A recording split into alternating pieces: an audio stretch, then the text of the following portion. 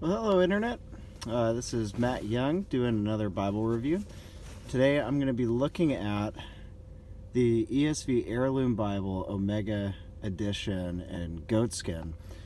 Little history. So, Crossway has been releasing the Omega for a number of years now. And one of the great things about it is that it's the large print, thin line reference edition, but it's heirloom bound. So that means it's got goatskin, it's edge lined, we'll see that in a moment. It's got high quality European paper from printed and bound in the Netherlands. And then they moved, about 5 years ago, they moved all of their heirloom production over to China, and then just recently moved it back due to popular demand. And so, as you can see, you've got a nice box. The retail on these Bibles used to be, I don't know if you can see that, it's at about $300 now is the MSRP on it.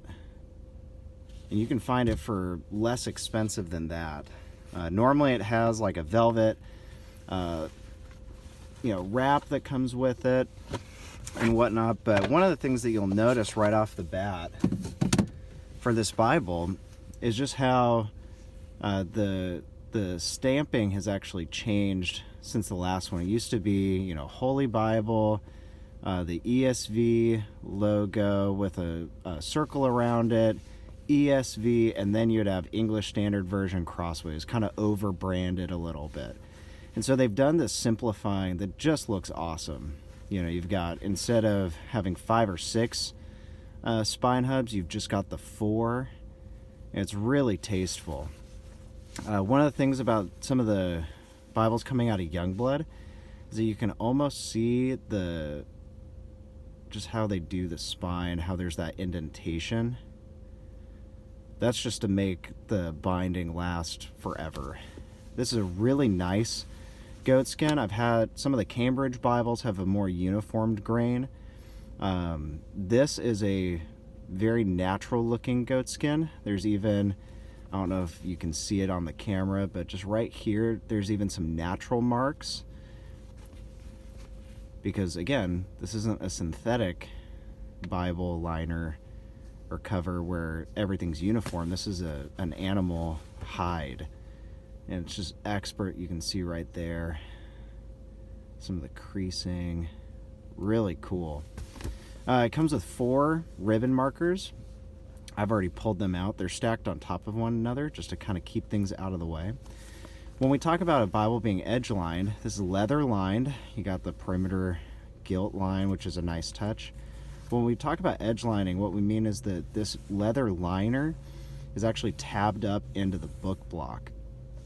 And that's where it makes contact with the rest of the Bible. So you can see we've got kind of our thick, glossy end sheets. And then we get into the Bible paper. Beautiful red art gilt line, or red gilding on the pages, red under gold. You can see right here that it's bound in the Netherlands, printed in the Netherlands. Best thing about this Bible, in my opinion, is that this was kind of revolutionary for its time. Schuyler has, I think, genuinely one-upped the Bible design game a little bit.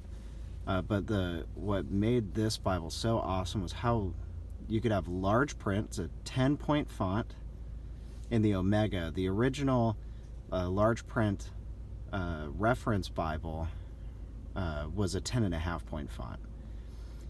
But what they do, instead of having it in the center column references, which makes a really tight column, you've got them all down here. Now these are like practically microscopic. If you need a large print Bible, in my mind, it makes sense to have large print numbers as well.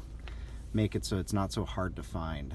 And in some ways kind of renders those useless at some level.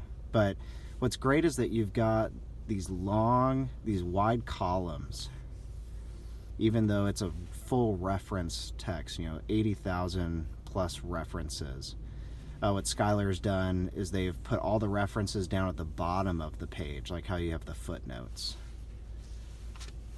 It's black letter text throughout. paragraph setting, and you can see you've got some nice poetic settings when you hit poetry in the Psalms and in the prophets and whatnot. You can see here too, in the New Testament, there's no red letters. For me personally, that's not a hill I'm going to die on. I do prefer black letter text.